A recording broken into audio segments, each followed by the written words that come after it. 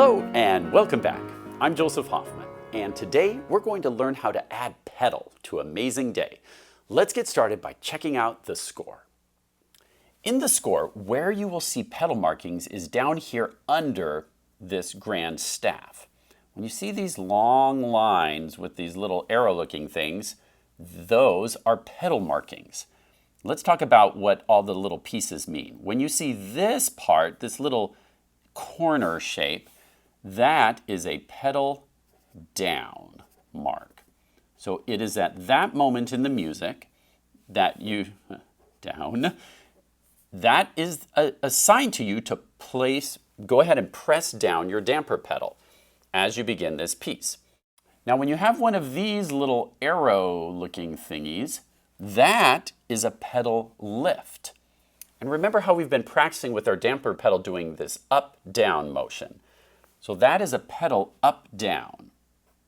You are going to lift the pedal as you play the note. It will usually point, that little arrow is pointing to a chord or a note usually, and as you play that note, the instant your fingers go down, that is when your foot goes up, and then you place it back down, just a moment later, basically.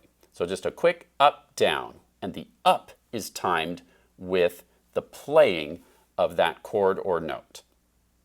So that's a pedal lift, and then you'll see we have another pedal lift, another pedal lift, another pedal lift, another pedal lift, another pedal lift. So those are those up, downs, and then way down here at the bottom of the page, this is a pedal up. When you see that symbol, your pedal comes up.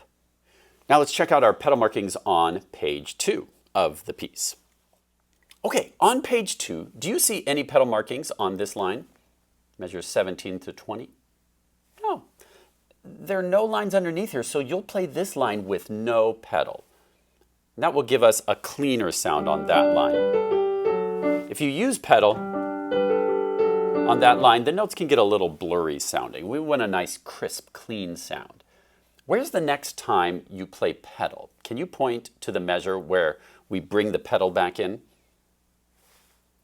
If you're pointing right here, you're correct. As you play this chord, your pedal will come back down.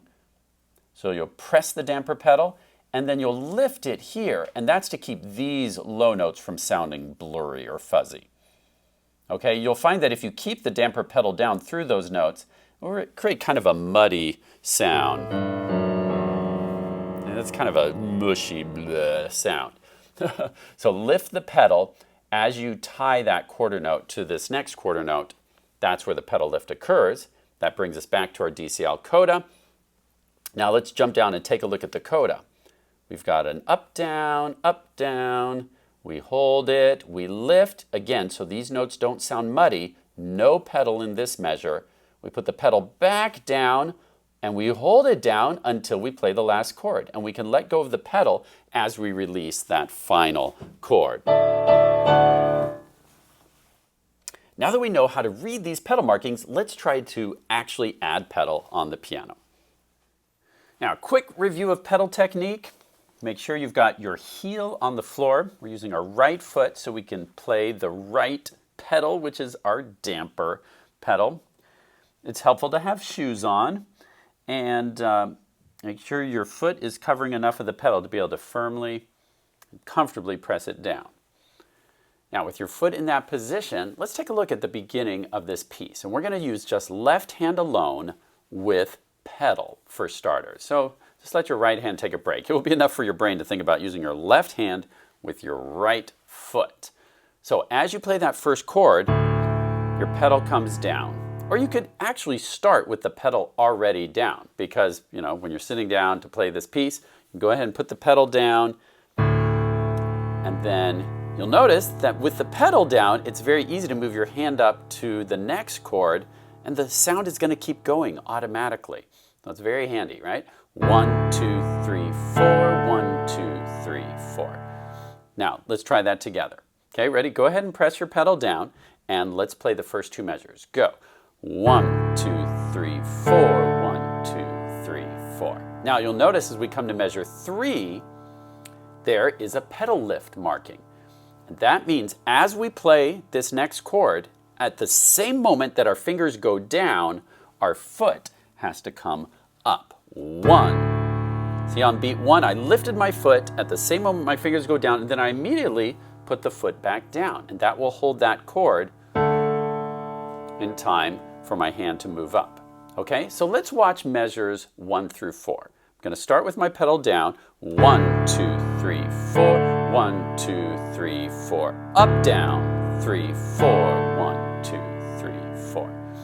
Now, pause the video and on your own practice your left hand only with the pedal and work on that up, down. Make sure the up happens right when you play that chord on beat 1 of measure 3. Press pause to work on pedal with left hand, then press play to go on.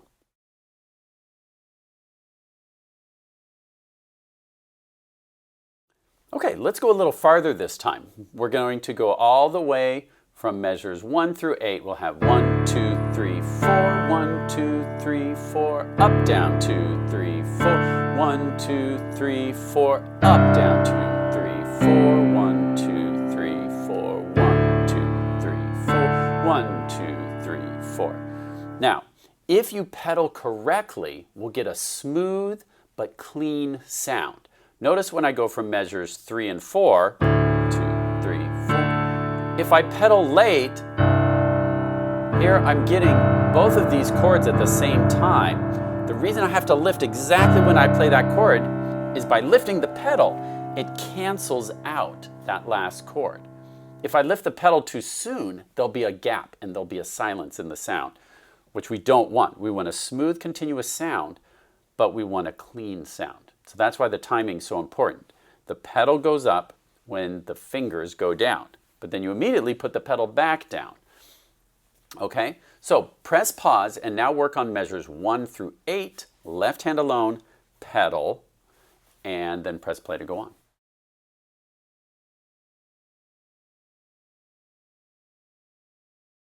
Okay, now let's try adding in the right hand.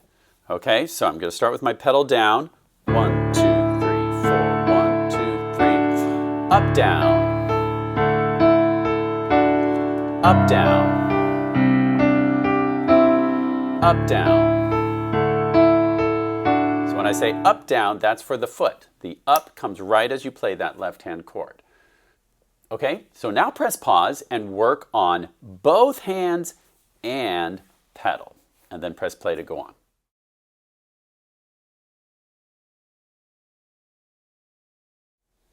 Great, now let's try the entire A section with pedal. So we have pedal down,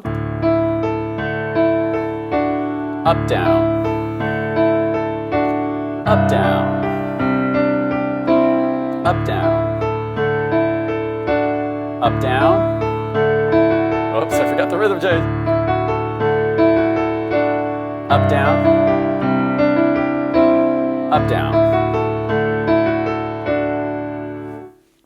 Okay, your turn to try it with pedal. One key to doing pedal is good listening. It's your ear, your listening, that will tell you if you're doing the pedal correctly or not. Okay, you're not going to be looking at your foot to see if you do it correctly. You're going to be listening to hear if you do it correctly. Let me give you an example. I'm going to play the pedal once and tell me what I did wrong.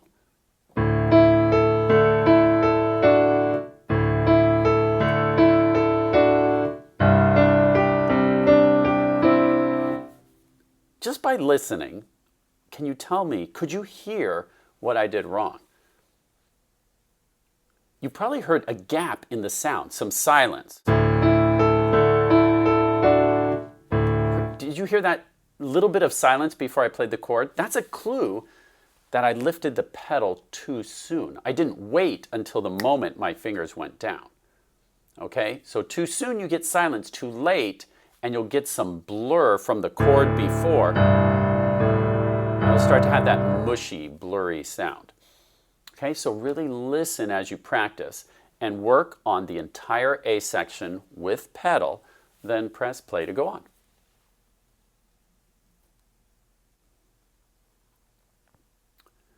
Okay, as we've mentioned, the B section has no pedal.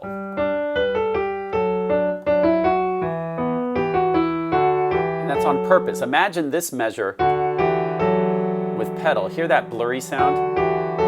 You know, we don't want that sound here. We want a nice, clean, whoops, happy sound. Now here the pedal comes back down. When you're doing a fresh pedal down like this, where we haven't been doing pedal in the previous measure, you actually want to be a little bit late. The reason for that is because if you're even a split second early, like this,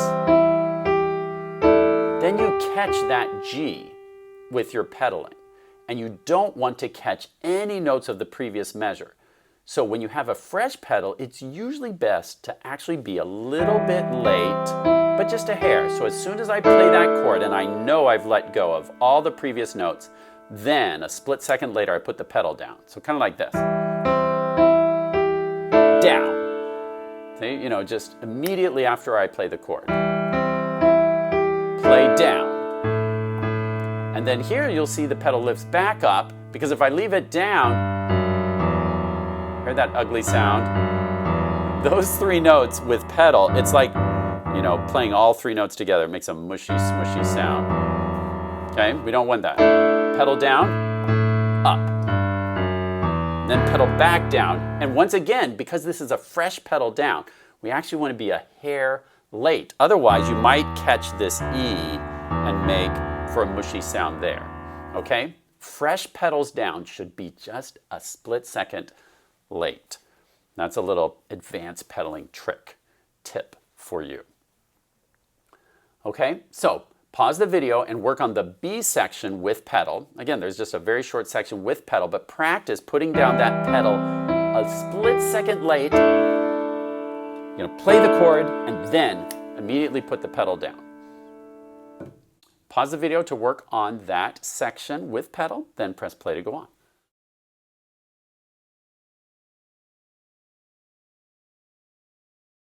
Now, in the Coda, the pedaling is similar to what we had in the A section. Let's start at the Coda. We're on an up-down,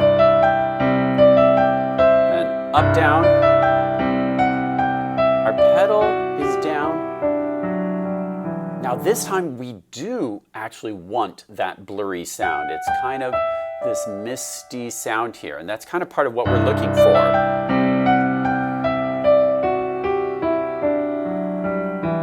But down here, that misty sound would kind of start to sound not misty, but muddy.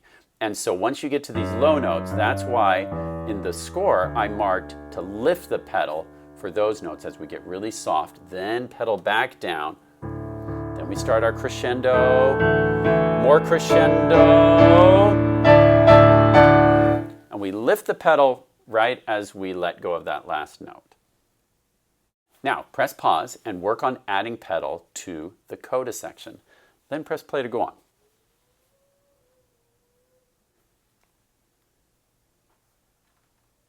Now, as you're practicing this, again, I encourage you to use metronome. I encourage you to count out loud. I encourage you to follow the dynamics, especially in this Coda. That will make for a really exciting ending. If you start too loud, you can't do an exciting crescendo if you're already loud. So the quieter you start in measure 33, the more exciting it's going to be as you get to that fortissimo with an accent on that last chord.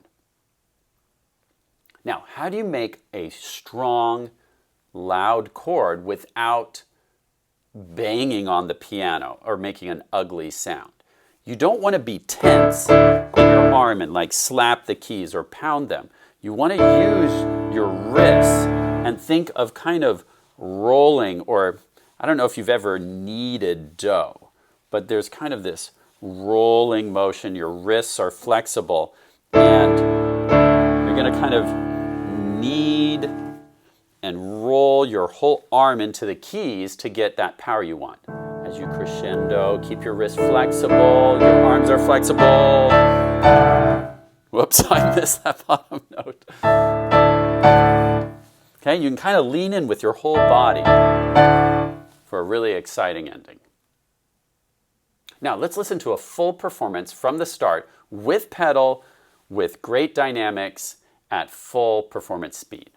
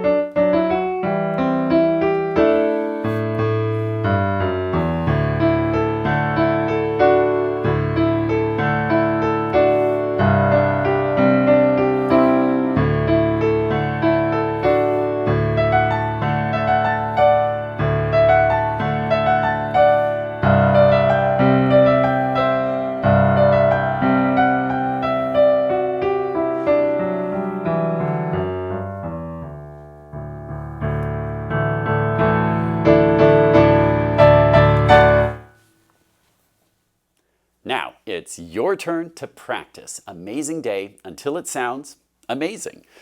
But before we go, I'd like to share with you one of my favorite practice tricks, and that is a technique called zooming in. Let's pretend that you're practicing Amazing Day. You play through the A section and you're doing great, and then you come along to, let's say, measure 19, and this sixth right here, from that B to G, you miss that sixth. And your parent or your teacher or maybe you yourself are like, I gotta fix that. And so I see students sometimes, if they make a mistake there, they go all the way back to the start of the song to try it again.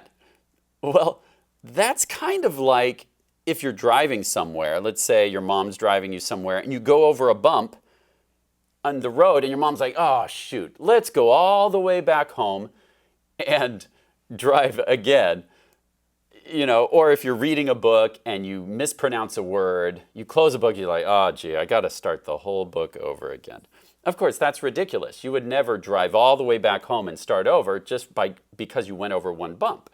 Okay, so when you hit a bump in the road, it's important to fix it, but you don't have to go all the way back to the start. What you need to do is zoom in. And if it's helpful, you can take like 2 sticky notes and just cover up everything else except those 2 notes. Okay, you've got this B to the G. Maybe that's the place you always tend to miss, or you often tend to miss. Okay, well, instead of going all the way back to the start, because that's a big waste of time, you don't need to practice the start, just practice those 2 notes. Make sure you get the right finger numbers, make sure you're playing it correctly, and you want to get it 5 times in a row perfect. Because when you've done it 5 times in a row, you know you've got it mastered. Now, the next step, after you've zoomed in, so imagine like, you know, a camera or a telescope where you're zooming in really close to fix a little problem, then you're going to start to zoom out. You don't go immediately back to the start of the piece, you're going to zoom out a little bit. And now try the whole measure. Just right hand. And do that 5 times in a row. If you can do it 5 times in a row, you know you've got it really mastered. If you can only do it once, that doesn't prove anything. You might go back to your mistake in a minute. So you need to really drill it. Do it lots of times. And the nice thing about zooming in is it's really quick to do it many, many times. Think how many times or how long it would take to go all the way back to the start every time there's a mistake. Once you can do that 5 times in a row, no missed notes, then you can zoom all the way out to the entire line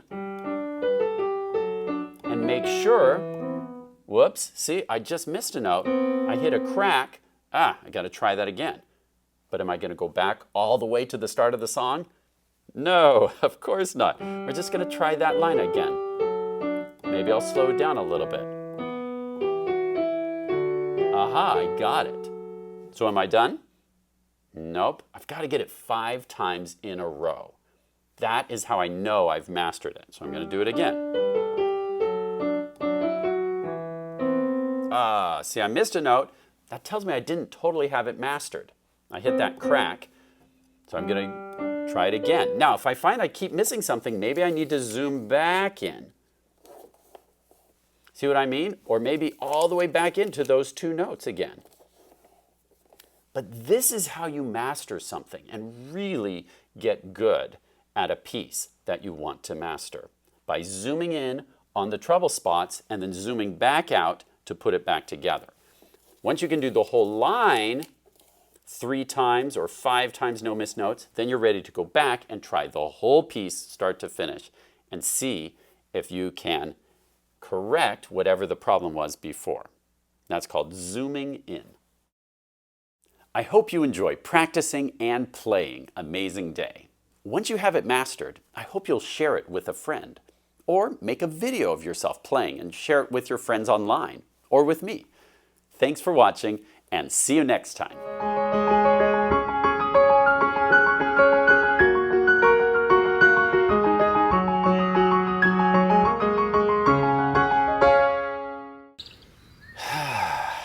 What an amazing day. Yup, sure is an amazing day.